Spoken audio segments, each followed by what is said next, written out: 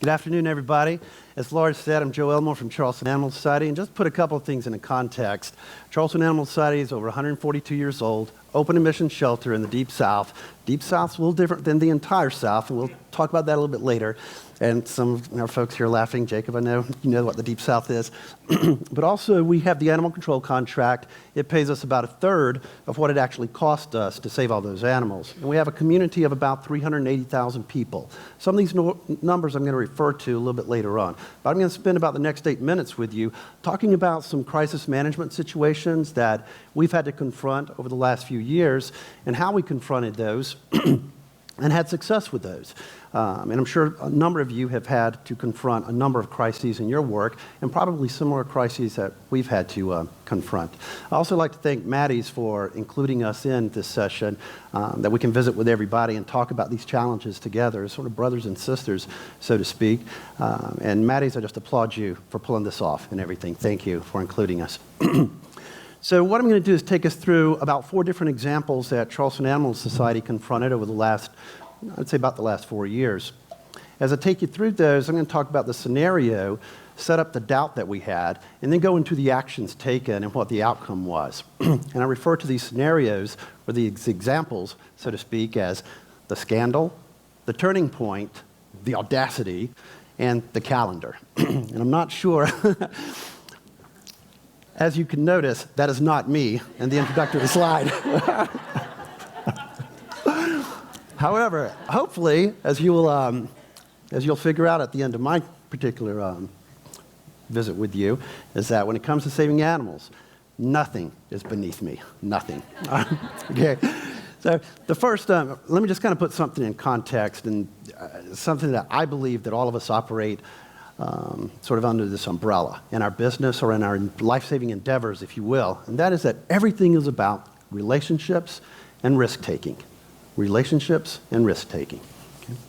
So Christmas 2011, longtime board president, pillar of the community, is discovered embezzling from the Animal Society over a period of years. There's no chief executive in place. In fact, over the previous few years, chief executives have gone out the door like a turnstile.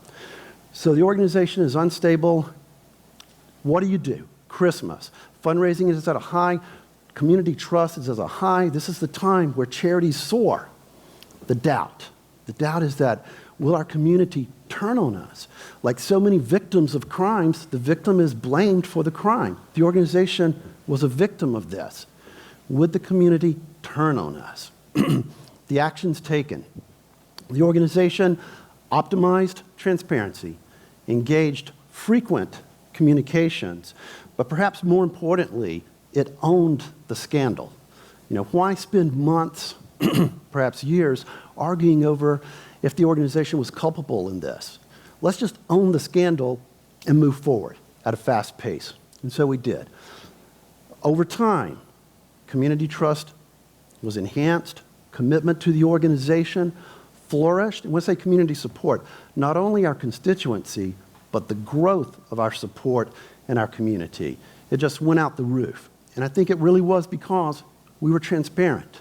We communicated frequently, and we owned what happened to us. So about 6 months later, it was May. We had a high euthanasia rate in May. June was looking even worse. So while we still had this fragile relationship with our community on the heels of this scandal, gosh, if we went into June like we had for so many summers past, down here in the Deep South, open admission shelter, never turned away an animal for 142 years, would the community use that as the last straw and blame us for killing all those animals come June? Well, we kind of refer to it as the bully, that summer bully that so many of us face every summer, and we just submit. We submit to euthanasia. We did a gut check. We drew the line in the sand, and we threw a bat signal up in the sky. We've spent an unprecedented amount of money on advertising. We didn't have a Goodyear blimp in our pocket, but we needed to get the community's attention. We waived fees for cats, kittens, dogs, puppies, everything, just as a gesture of recognition that they're going to make room for one more. Make room for one more. We never threatened euthanasia of those animals if the community did not come in and adopt them. Never threatened that.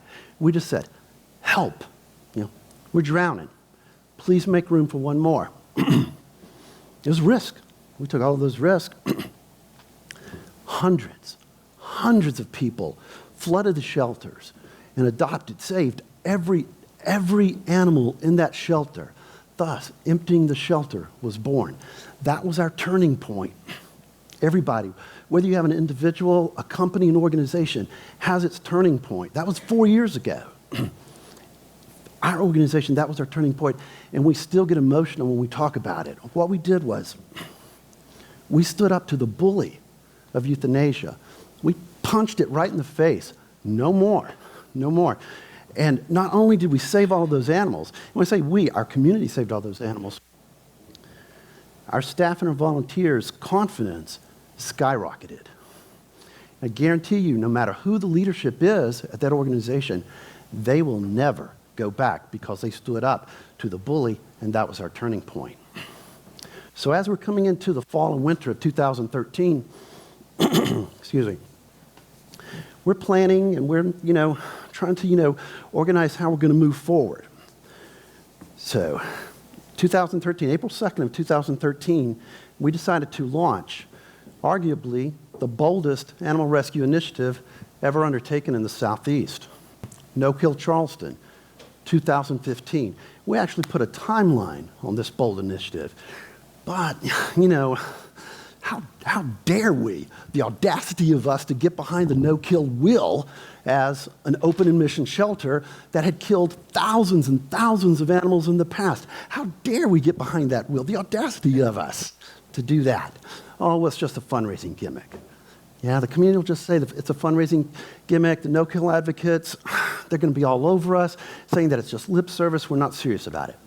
Well, the action that we took to give it credibility and leverage it to be successful was that we enlisted the support of a United States senator to announce this with us. Now, I don't know if any of you are state legislators, but state legislators, let me back up. Is anyone a state legislator? Okay, all right. State legislators are a dime a dozen. This was bold. This is the boldest initiative in the Southeast. Okay, so we had a United States senator there with us.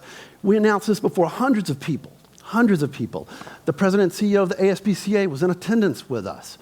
So we threw down the gauntlet. No Kill Charleston 2015. There was no turning back now. It was very public. What happened? The outcome.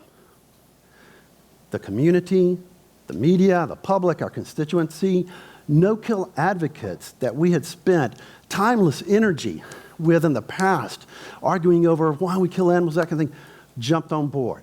Let's work towards solving this problem. And we all soared forward.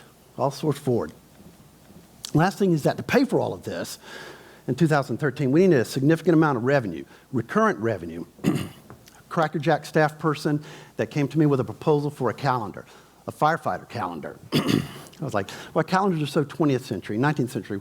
We're not going to make money on that. Well, no, this is a risque calendar. What? Okay.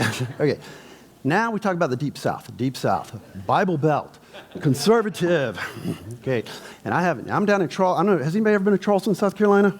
Okay, a lot of you. Okay, we have a phrase. We have a lot of blue bloods down there, a lot of conservative ladies. Most of them are on my board, and so would we have a backlash by doing something like this? And more importantly, would I have a job afterwards? So one thing led to another. We co-branded with firefighters, and again, hot firefighters. That's very important. That's very important because we want to make money, right? Okay, so hot firefighters. We launched this, and it actually it was embraced, and those blue blood ladies on my board, conservative ladies on my board, had an event, had something that was safe for them to have fun at, to spend obscenely amounts of money at as we launched this. And I mean, it's all about co-branding with firefighters who rescue humans and co-branding with the Animal Society who rescue animals. Firefighters, Animal Society. Who are they rescuing? They both rescue. And we focused it on Toby's Fund, which was the medical treatment of all those animals. in the No Kill Charleston initiative. So we linked all of those things together. Okay, so outcome. We've done 3 calendars. The second calendar, after we got the first one, we kind of, got our feet wet and everything. Second calendar, we shipped to every continent on the planet, including Antarctica. The third calendar, which was a 2016 calendar, we've already grossed over $600,000 with, and we're on target. Now, keep in mind, this is sort of a medium-sized community, 380,000, and so the calendar for 2018 is scheduled to gross over $1 million, and that will help us. So some insights.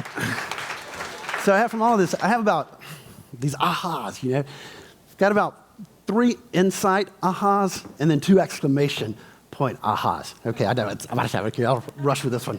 First one is, with each risk that we took, with our community behind us, regardless of success or failure, it gave us the confidence to take bolder risk for greater gains. Okay. Second thing was that in this 142-year history, our community support was greatest when our backs were against the wall and we came out fighting for those animals. Wow.